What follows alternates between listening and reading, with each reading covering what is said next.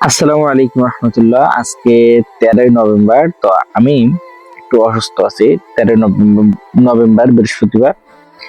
তো দেখেন, এই মুহূর্তে কিন্তু আমার এইখানে থাকার কথা না, কিন্তু আল্লাহ তাআলা আমাকে আহ, আগে থেকে ঠিক করে রাখছিলেন যে তোমার যতই ব্যস্ততা থাক, যতই কাজ থাক, তোমাকে অমুক দিন অমুক সময় অমুক জায়গায় থাকতে হবে।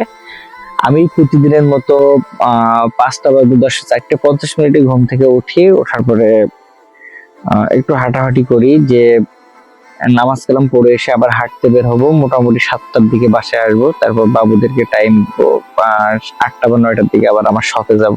তো এটা কিন্তু আমার রেগুলার রুটিন। তো রেগুলারের মতো আজকেও ঠিক একইভাবে আমার দিনটা শুরু করছিলাম।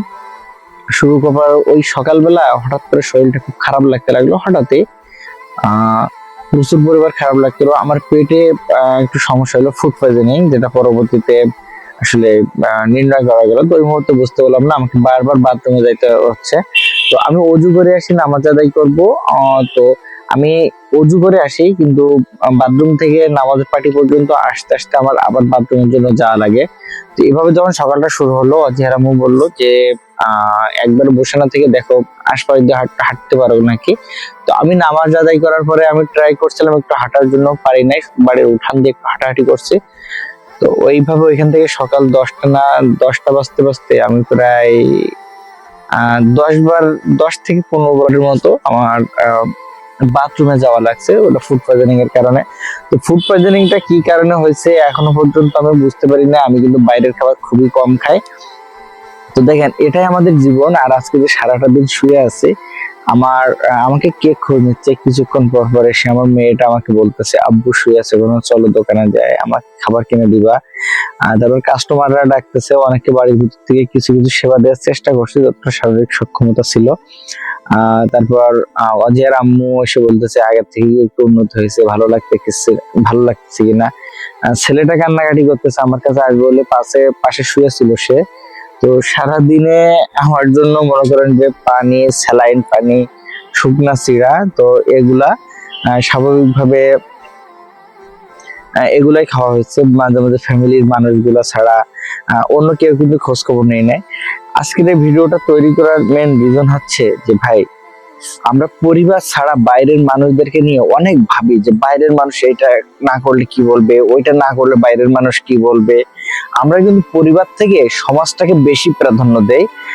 আহ আমার ভিডিওটা বানানোর রিজনই এটা ভাই। জীবনে আপনি অসুস্থ থাকেন, যত দুরবস্থার ভিতরে থাকেন না কেন, আপনার সমাজের প্রয়োজন আছে, কিন্তু আপনি আপনার পরিবারকে উপেক্ষা করে সমাজের কাছে যাইতে যাবেন না।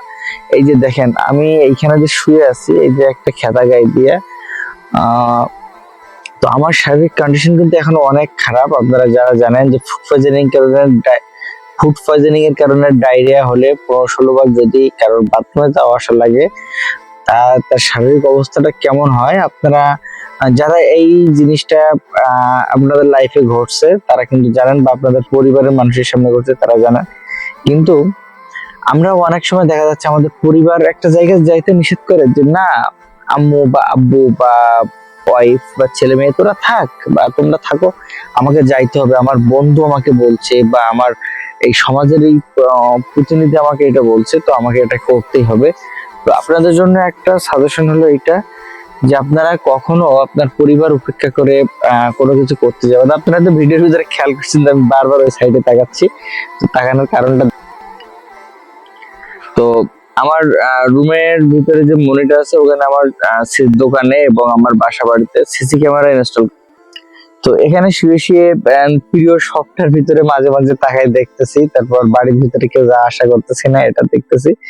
তো সব মিলে ভাই এটাই জীবন, যে আপনি লাইফে যাই করেন না কেন, আপনার পরিবারই সব থেকে বেশি ইম্পর্টেন্ট।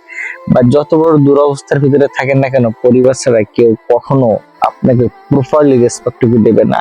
সেই জন্য যা করবেন পরিবারকে নিয়েই করবেন। সবাই ভালো থাকবেন, সুস্থ থাকবেন, আর আমার জন্য দোয়া করবেন। এই ভিডিওটা 13ই নভেম্বর শুট করা হলো, হয়তোবা এটা সম্ভবত 10 তারিখে পাবলিশ করা হচ্ছে। তো সবাই ভালো থাকবেন, আল্লাহ হাফেজ।